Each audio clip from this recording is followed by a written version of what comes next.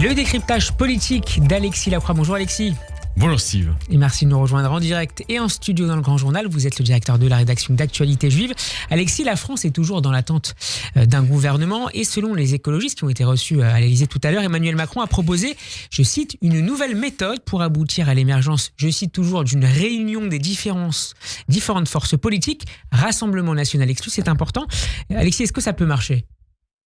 Alors, vous m'autorisez avant de répondre à cette question très difficile, parce que je suis, comment vous dire, comme vous, nous sommes les spectateurs, nous ne sommes pas des confidents de la Providence au sens de Raymond Aron, nous n'avons pas d'informations de première main, Emmanuel Macron n'a pas téléphoné à Radio J pour lui dire voilà, ça va marcher. En tout cas, on se parle et d'ici ce soir, la fumée blanche va sortir non pas des caves du Vatican, mais des caves de l'Élysée. Personne ne le sait en réalité.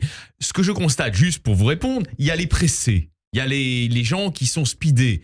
Il y a Elle Braun-Pivet, elle dit d'ici ce soir. Présidente de l'Assemblée nationale. Bon, il y a François Bayrou qui a hâte vraisemblablement d'être nommé. Il pense qu'il peut être nommé. Il n'a pas tort d'ailleurs parce qu'il est, on le disait vendredi, on s'est pas trompé. Favoris. Oui, et puis il est surtout l'un des hommes pivots. Pourquoi ? Parce que c'est quelqu'un qui est respecté à droite et qui a même, sur un plan personnel, toujours eu des relations évidemment de différents politiques, mais de respect personnel avec un certain nombre de personnes du Rassemblement national. Et il serait soutenu par ailleurs par le secrétaire général de l'Élysée, Alexis Kohler. Voilà, et donc ça c'est si vous voulez, Alexis Kohler, on en pense qu'on veut. J'ai toujours pensé qu'il avait gardé beaucoup d'influence dans la machine élyséenne et dans le decision making de Emmanuel Macron. On sait d'ailleurs que Elisabeth Borne puis Michel Barnier ont été nommés aussi sur ces instances. Pas Gabriel Attal. Gabriel Attal, c'était la bande de Brigitte, c'était une autre bande, et de Bruno Roger Petit, etc. Mais donc, Kohler garde une influence absolument considérable. C'est un techno, mais il a une vision du monde politique ouverte, et je crois qu'il plaide aujourd'hui pour Bayrou, avec le sentiment, d'ailleurs Kohler en vient, que Bayrou saura aussi ne pas antagoniser un certain nombre de socialistes. Pour autant, alors là, vous voyez, je suis honnête avec vous, on ne peut pas dire que ça va marcher avec certitude absolue. Pourquoi ? Car nous sommes, et vous allez me questionner là-dessus, je le sais, cher Steve, dans un moment d'incertitude où les enchères montent de tous côtés. Alors justement, le grand mot du moment, Alexis, et notamment de ces dernières heures, c'est celui de compromis.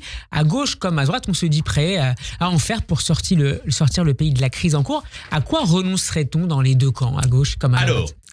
La gauche, pour l'instant, et on la comprend d'ailleurs dans la logique de ce qu'elle estime à tort ou à raison, je parle des socialistes, de ce qu'ils estiment à tort ou à raison, comme François Hollande, comme étant une victoire politique. Ils ont fait un coup de poker, bon, très bien, ils ont renversé le gouvernement de Michel Barnier, et donc à l'exception de personnalités qui ne disent pas vraiment haut et fort ce qu'elles en pensent, c'est-à-dire du coup politicien, mais beaucoup de députés socialistes se disent ça y est, on est en position de force à nouveau pour négocier avec le président de la République. Et d'ailleurs, c'est vrai pour rentrer au gouvernement, voire pour avoir un Premier ministre. Alors attendez, justement, ça correspond à quelque chose dans la mesure où le paramètre qu'on a dessiné ensemble vendredi correspond à la réalité de ce que veut faire le président de la République. Comme en 46, il souhaite une majorité stabilisée, on était sous la 4e, une majorité stabilisée avec des socialistes, des démocrates chrétiens, donc c'est tout ce qu'il y a autour du MoDem, de Horizon, de Lyot, etc., et de la droite classique, c'est-à-dire les néo-gaullistes, c'était les gaullistes de l'époque. Donc ça, c'est le paramètre global. Évidemment que ça donne une voix à des socialistes qui, jusqu'ici, je vous le rappelle, étaient considérés comme complètement has-been, voire moribonds, par le commentariat politique moutonnier. C'est pas notre cas, on a toujours dit qu'ils continuaient à exister. On en a la vérification aujourd'hui. Même si là, on voit que ce n'est pas seulement les gens autour de François Hollande, mais même autour d'Olivier Faure, Boris Vallaud, qui sont prêts à un peu rompre. Les grands esprits avec Jean-Luc Mélenchon. Les grands esprits se rencontrent. J'allais vous citer Vallaud, donc député des Landes, mari de Najat Vallaud-Belkacem et figure influente du Parti socialiste d'aujourd'hui. Et vous avez raison, il n'est pas lié spécialement à François Hollande ou à Bernard Cazeneuve. Que dit-il ce matin sur Inter ?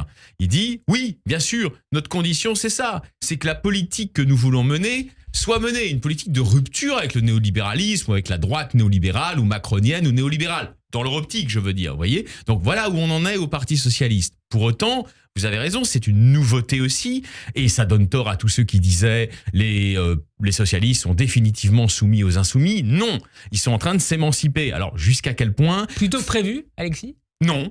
Moi, je le savais. Je suis désolé de le dire comme ça fait prétentieux, mais je le savais. Au travers de nombreuses conversations que j'ai eues avec des hiérarques socialistes, et notamment, bien sûr, avec Julien Drey, je savais que ce processus qui avait été annoncé par Hollande dans Le Point le 30 août 2024, à la rentrée politique, que ce processus allait maturer dans les mois qui suivaient. Alors, vous dire que c'était en dans décembre... le contexte d'une motion de censure annoncée. Ouais, parce que si vous voulez, il y avait une exaspération croissante des élus socialistes et notamment des députés vis-à-vis de la ligne pro-Hamas, pour aller très vite, d'une partie de la France insoumise. Et donc, je savais qu'immanquablement, les deux gauches irréconciliables allaient se manifester. Maintenant, vous avez raison, s'ils font monter les enchères, ça peut coincer du côté de Emmanuel Macron. Pourquoi ? Pour une raison très simple, qui est politique. Macron n'a pas voulu finalement nommer dans le finish en septembre Bernard Cazeneuve. Pourquoi ? Parce que Bernard Cazeneuve, avec beaucoup d'honnêteté, lui avait dit Monsieur le Président, si vous me nommez, peut-être qu'il le tutoie, je ne sais pas, à la clé, il y a la remise en cause de la date de départ à la retraite. Voilà. Donc je la ne vois réforme pas de retraite de 2023. Voilà. Donc je ne vois pas comment Faure ou Vallot aujourd'hui pourraient accepter eux aussi de s'asseoir sur cette remise en cause de l'âge du départ à la retraite, par exemple. De l'autre côté, Macron poursuit toujours le rêve d'une absorption définitive de LR. Il n'a pas tort d'ailleurs, parce que c'est le moyen de ne plus avoir de problème à terme à l'Assemblée, bien sûr, mais même au-delà, de recomposer complètement sa majorité. Mais ça peut coincer du côté de Wauquiez. Pourquoi ? Qu'est-ce que dit Wauquiez ? Donc Wauquiez se sent lui aussi consulté, narcissisé, en position de force. C'est normal, c'est les négos. Bon. Il se dit prêt à soutenir ce gouvernement, mais même de l'extérieur. Voilà, mais à condition que le Premier ministre ne soit pas issu des rangs de la gauche. Donc cela crée effectivement un champ de tension classique. De toute façon, on s'y attendait, tout le monde s'y attendait. C'est aussi ce qu'a dit Bruno Retailleau, le ministre de l'Intérieur sortant. Exactement, il n'y a rien là de nouveau, vous voyez. Et Bruno Retailleau sera, je vous le dis, je pense qu'on peut d'ores et déjà l'annoncer, sera probablement prorogé dans un tel gouvernement. Pourquoi ? Parce qu'il représente une valeur ajoutée considérable dans un processus que nous avons souvent analysé, qui est la triangulation macronienne des idées du Rassemblement national. Triangulation ne veut pas dire complicité, c'est les débiles qui pensent ça. C'est pas de la complicité, c'est simplement comment vous coupez l'herbe sous le pied au Rassemblement national en injectant dans la matrice du macronisme nouveau un peu d'éléments qui viennent de chez eux. Oui. Une dernière question, Alexis, il nous reste 1 minute. Yael Braun-Pivet, que vous citiez tout à l'heure, demandait hier la nomination d'un gouvernement dans les prochaines heures. François Bayrou s'est dit prêt à aider pour sortir du blocage. Et Marine Tondelier et Raphaël Glucksmann s'y opposent à cette arrivée à Matignon du patron du Modem. Est-ce que vous considérez, Alexis, que les choses pourraient encore traîner en longueur, comme la dernière fois ? Alors, moi je comprends l'impatience de Yael Braun-Pivet, je comprends l'impatience de François Bayrou. Ce sont des hommes d'État, l'un et l'autre, hommes et femmes d'État responsables. Ils veulent suturer la plaie purulente de la motion de censure et ils se disent plus tôt on aura nommé quelqu'un, mieux ce sera pour la France. Je comprends parfaitement la notamment logique. Sur le plan des marchés financiers. Et oui, entre autres, évidemment, bien sûr, même si on n'est pas on n'est pas en Argentine, mais je comprends parfaitement.